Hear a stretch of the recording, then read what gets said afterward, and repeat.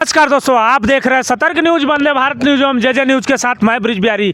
मैं देखिए छत्तीसगढ़ राज्य के सूरजपुर जिले के ग्राम पंचायत करवा में हूं और करवा में कामधेनु कल्पतरु सेवी संस्था के गौशाले में हूं। दिखाइए बहुत सारी गायें हैं। आइए हमारे साथ में गौशाला के संस्थापक हैं, इनसे बात करते हैं।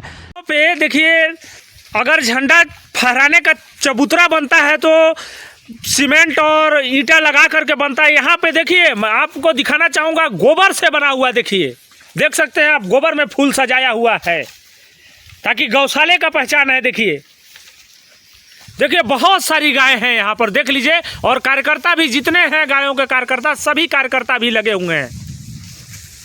ग्रामीणवासी देखिए, यहाँ के जो लोग हैं, अध्यक्ष है, उपाध्यक्ष है, उपस्थित होते हैं, पर अभी किसी काम बस विद्यालय में जाना है, इस वजह से उन लोग उपस्थित नहीं हो पाए हैं।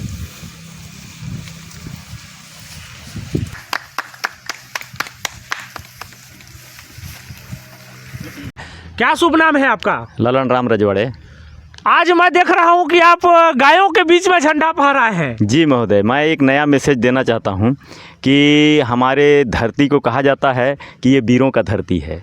तो हमारे जो पूर्वज रहे तो आक्रमणियों से लड़ते रहे, लेकिन आज मैं देख रहा हूं कि ऑक्सीजन के अभाव में लोग मरने जा रहे हैं। तो ऑक्सीजन का पूर्ति के लिए पेड़ पौधा और गौ संरक्षण कार्य कर रहा हूं।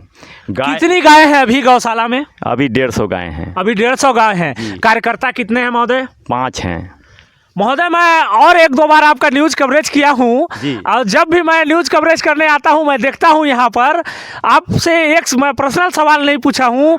गौ संरक्षक और पेड़ पौधा को इतना बचाने की कोशिश करते हैं, क्या उद्देश्य है आपका? मेरा उद्देश्य यही है कि ऑक्सीजन का पूर्ति हो, वायरस से मुक्त हो पूरा विश्व।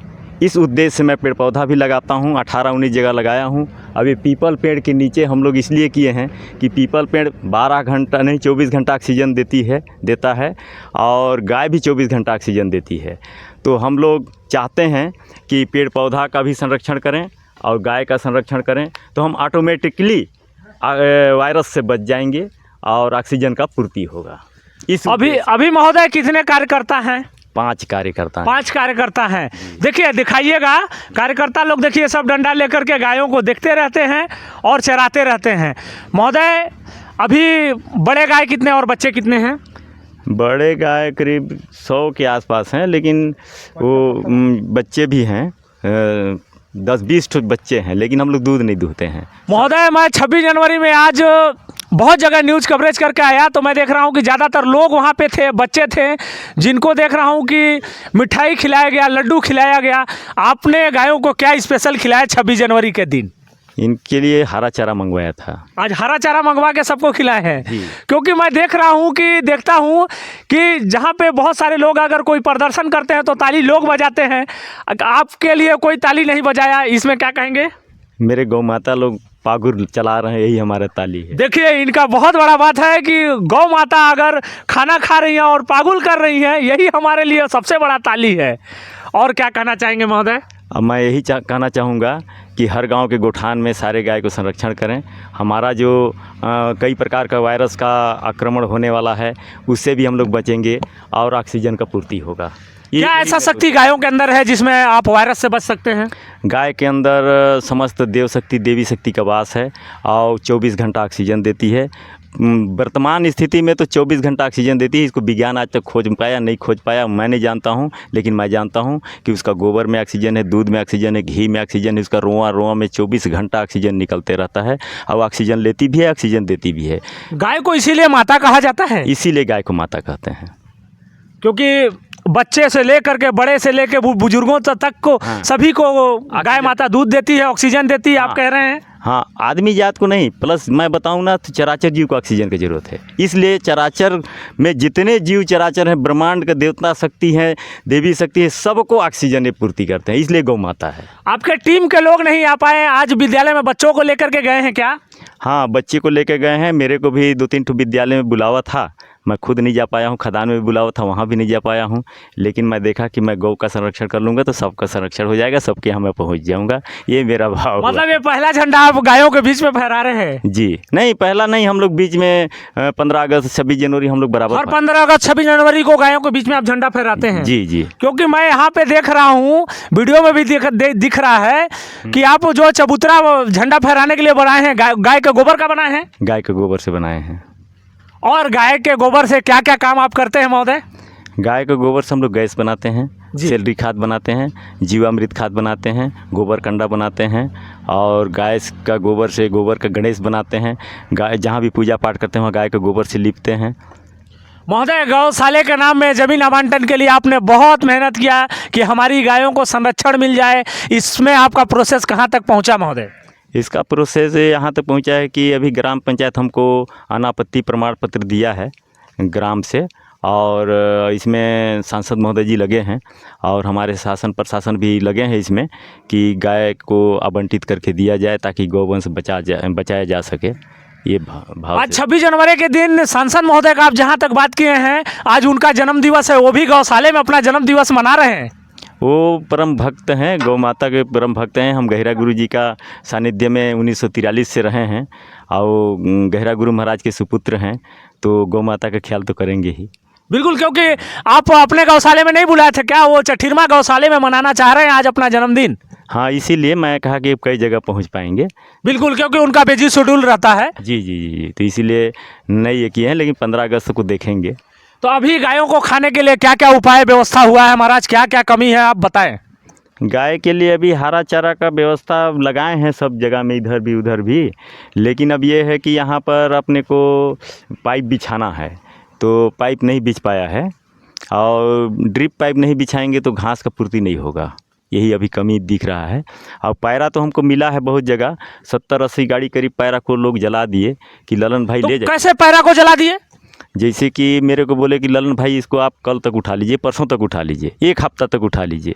और मैं ट्रैक्टर लेके जाता भी था तो ट्रैक्टर का ट्राली में छोटा छोटा पैरा, वो गाय लोग का थोड़ा सा मतलब ट्रैक्टर का किराया भर कर नहीं आ पाता था, एक दिन में एक घड़ी में खा जाते थे पैरा को, तो मैं नहीं ला पाया उसके अभाव तो में। इसमें कौन सी गाड़ी का व्यवस्था होना चाहिए जिससे कि गायों के लिए आप पुआल उठा ले आएंगे? मेरे लिए नाव काव केयर टाइप का गाड़ी ट्राली होना चाहिए, जिसमें मैं ट्रैक्टर से खींच करके 2-3 ट्रैक्टर के ट्राली के बराबर एक ट्राली रहे, जिसमें हम पैरा भर करके ला सकें। हाँ, तो उसमें गायों को भी ला सकते हैं आप, कहीं से अगर गाय अनाथ गायें घूम रही हैं तो उनको भी ला सकते हैं? हाँ, उनको भी ला सकते हैं। देखिए, यहाँ पे काऊ के चर का व्यवस्था नहीं है।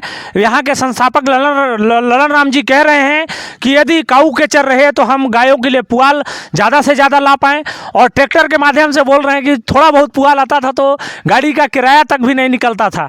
आपके पास अपना ट्रैक्टर है? अपने ट्रैक्टर कुछ नहीं है, अपना ट्रैक्टर वगैरह कुछ नहीं है। देखिए, किराए का हर चीज़ करते हैं और ललन राम जी सब कुछ अपने से करते हैं। और देखिए, यहाँ पे बहुत लोग आते हैं, सहयोग और सुरक्षा का बात करते हैं। हाँ, सुरक्षा का बात करते हैं, व्यवस्था का बात करते हैं, लेकिन अभी तक नहीं बन पाया है। यहाँ पर लाइट उट कटने से भी ना यहाँ अंधेरा हो जाता है। तो काऊ कीचड़ का कहीं कुछ व्यवस्था का? काऊ कीचड़ के लिए मैं महोदया लक्ष्मी रजवाड़े जी से मैं निवेदन किया हूँ, और बाकी अपने सहयोगी लोग से भी बात किया हूँ, लेकिन अभी तक व्यवस्था नहीं बन पाया है। व्यवस्था बनने का आश्वासन है कि बनाने। आश्वासन मिला है जी। देखिए, ये कह रहे हैं महिला बाल विकास मंत्री श्रीमती लक्ष्मी रजवाड़े जी हैं, यहीं की हैं और इसी विधानसभा की हैं। उनसे इन्होंने निवेदन भी किया है और उनसे आश्वासन मिला है कि हम काऊ केचर का व्यवस्था करेंगे। अब देखने वाली बात है कि कब तक इनको काऊ केचर मिल जाता है जिससे गायों को खाने के लिए पुआल उठा सकते हैं। क्योंकि ये कह रहे हैं कि मैं महोदय ट्रैक्टर से लाता हूँ तो एक बार मैं ट्रैक्टर में लेकर के आता हूँ तो एक ही बार गायों को खाने के लिए होता है। यहाँ पे देखिए, बहुत सारे नए लोग भी आए हैं। ये लोग कैसे आए हैं, क्या सोच क्या है, और यहाँ के गौशाले को ये घूमे हैं, गौशाले के बारे में जानकारी देंगे। क्या शुभ नाम है? मेरा नाम सुरेश राम बुनकर है।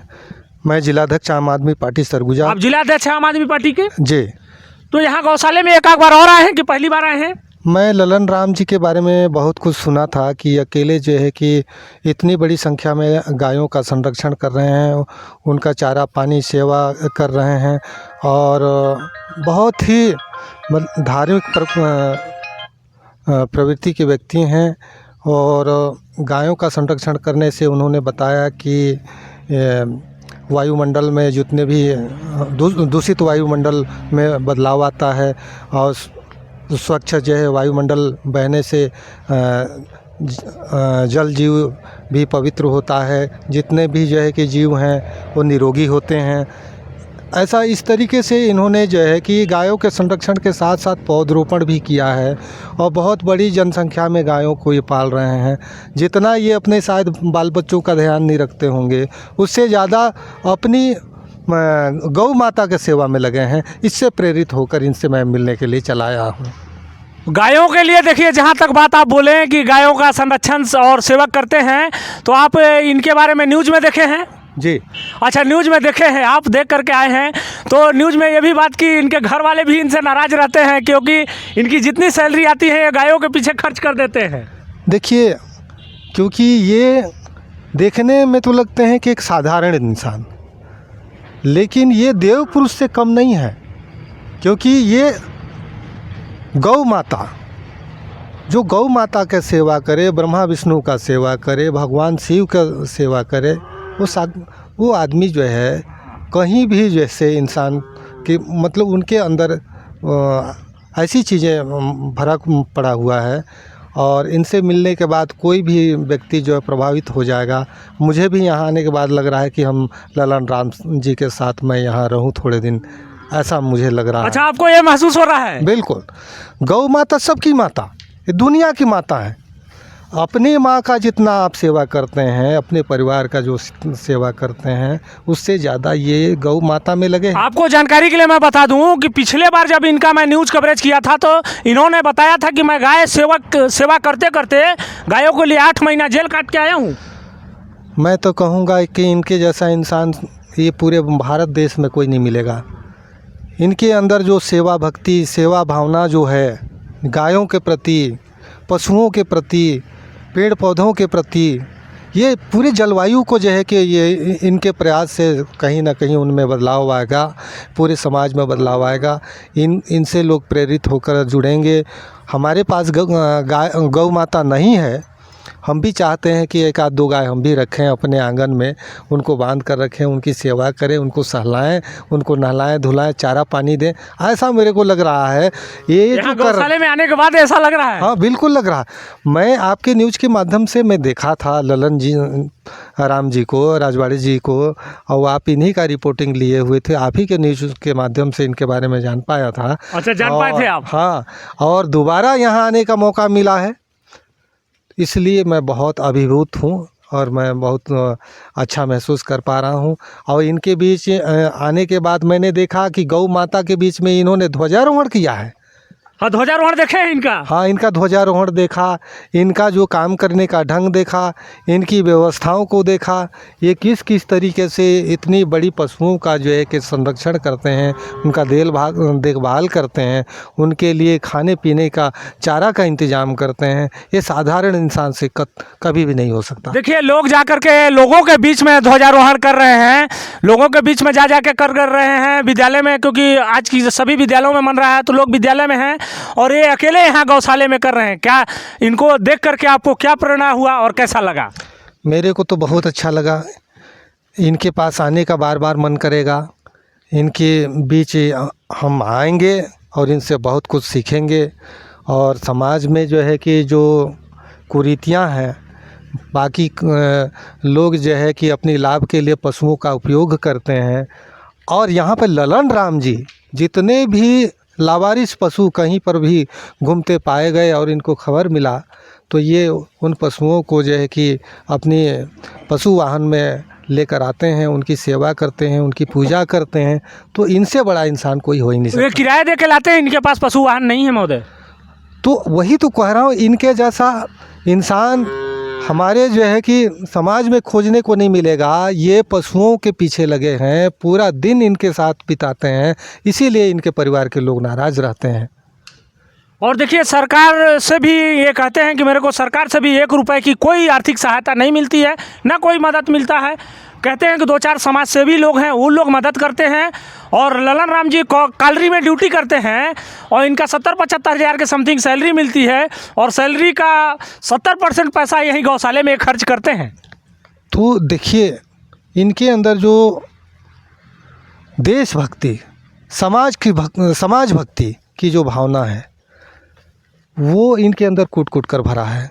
ये अपने लिए नहीं जी रहे हैं, ये अपने लिए नहीं कर रहे हैं, इन पशुओं के लिए कर रहे हैं, बेचारे बेबोलता जानवरों के लिए कर रहे हैं। ये गौ माता को बचाने में लगे हैं, दुनिया में ये अलग पहचान बनाना चाहते हैं, ये दुनिया में अलग संदेश देना चाहते हैं। तो मैं तो इनको साक्षात विष्णु के रूप में मैं देख रहा हूँ। इनके अंदर जो वो शक्तियाँ हैं, सरकार को इनकी सभी मांगों को, जायज़ मांगों को पूरा करना चाहिए। और जो आज भारतीय जनता पार्टी की सरकार है उसमें मंत्री जो हैं लक्ष्मी राजवाड़े और भी जो लोग कैबिनेट मंत्री स्तर के जो नेता हैं, विधायक हैं, इनको दिखाई नहीं दे रहा है कि एक ऐसा समाज सेवी घर बार अपना परिवार छोड़कर पशुओं के पीछे लगा है, उनकी सेवा में लगा है, इनकी तनिक भी चिंता इस सरकार को नहीं है। तो ऐसी सरकार को शर्म आनी चाहिए।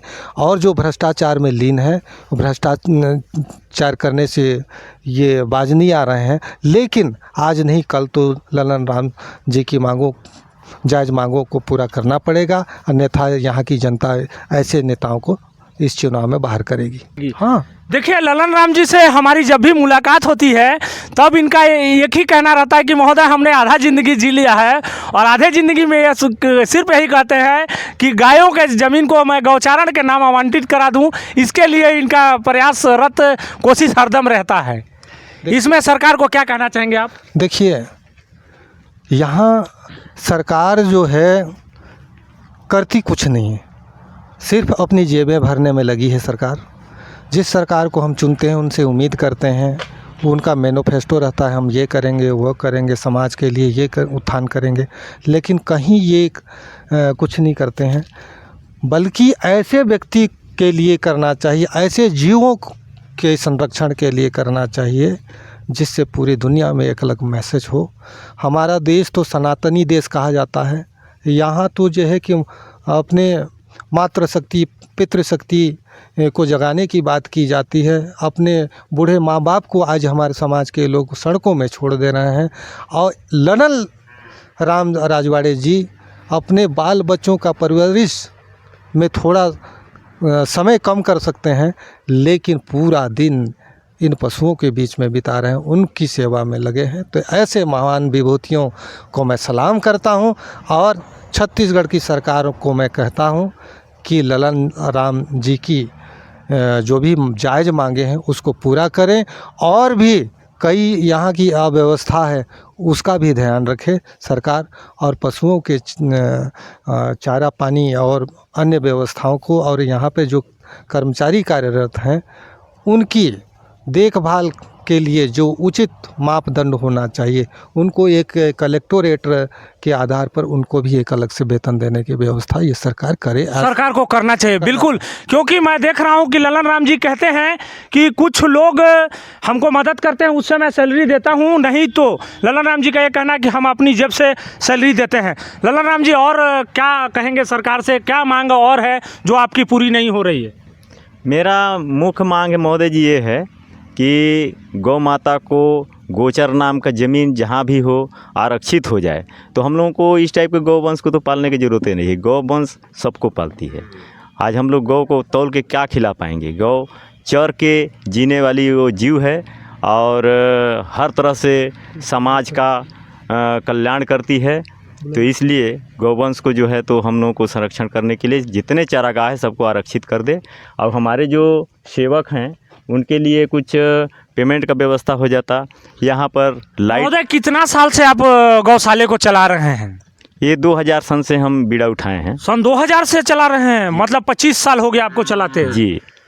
सरकार की तरफ से कभी कोई प्रोत्साहन राशि या मदद कोई? अभी थोड़ा सा जगने टाइप का लग रहे हैं, लेकिन अभी भी गहरे नींद में है, कसमसा रहे हैं, लेकिन अभी तक हमको सही मदद नहीं मिल पाया। अभी तक नहीं मिल पाया सही मदद। और आश्वासन मिलता है?